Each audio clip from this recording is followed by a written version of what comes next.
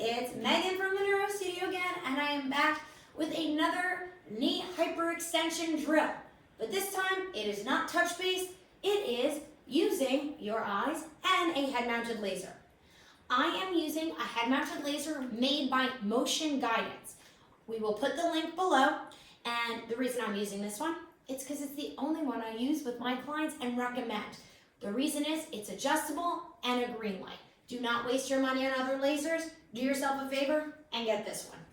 So now, I'm going to throw this on my head, and I know you're jealous because I look really cool right now. But there is a reason why I'm wearing this contraption. It's to help my brain know where my head is in space and give my brain information about end range that doesn't have to do with feel. So say I'm doing a squat and I'm bending down and coming up. Well, if you hyperextend your knees, how do you know when to stop? Now everybody's gonna say, oh, you gotta strengthen this, you gotta strengthen that, but what is the sensory input? How are you gonna get there if your brain doesn't know where end range is, okay? So here's what we're going to do. I'm gonna get the head-mounted laser right in front of me. And how I like to do it is I like to stand and close my eyes. Open my eyes and find a visual target. Then I'm going to move the laser pointer to my visual target. Then from there, I am going to do my squat. I'm going to go down, and then I'm going to go up. And I really want you to hyperextend your knees really big. And notice, what often happens is the laser pointer stops moving as the knees hyperextend because we're not getting any higher. The knees are just going further back, okay? Now you might be thinking, yeah, but Meg, I was hyperextending my knees when I did the laser pointer. All right, good.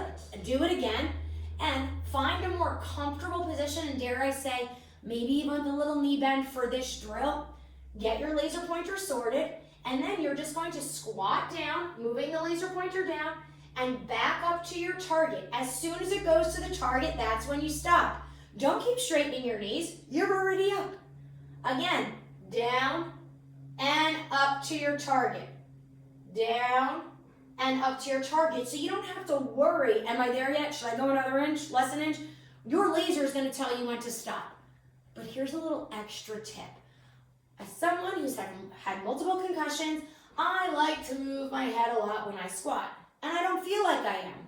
So I'm going to ask you to make an L. You can do 2 hands or just 1. Spread your fingers and you're going to touch your sternum with your thumbs and your pointer finger to your chin. So once you're at your visual target, I want you to squat down without changing the distance between your fingers. This will bring your laser pointer down with you. And then as you come up, you'll bring your laser pointer back to the start point and go back down. So what I'm doing is my hands touching my sternum and head is going to make sure that I'm not doing a bunch of crazy stuff with my head. Now, if you don't like touching yourself here, you can wrap a towel around your neck. What we want to do is make sure that our head is maintaining position and not going into cervical flexion extension. Again, moving down, moving back up to our target, and down and up. So if you're thinking, hey Meg, should I keep hitting the same target on the floor? Yes, okay?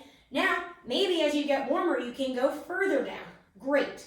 But I don't want you keeping that laser pointer straight ahead because that would indicate you are just overextending your cervical spine.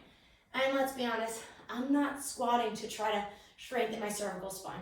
I'm trying to get my hips, my knee, my feet all organized. All right? Give that a try and let me know if it helps. If you struggle finding the beginning point of the laser pointer, don't stress. This drill wasn't for you.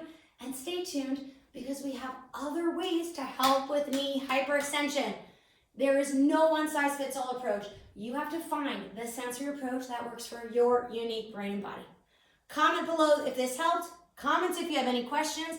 And make sure you give the Neuro Studio a follow so we can bring more videos to you and help you solve all your movement issues.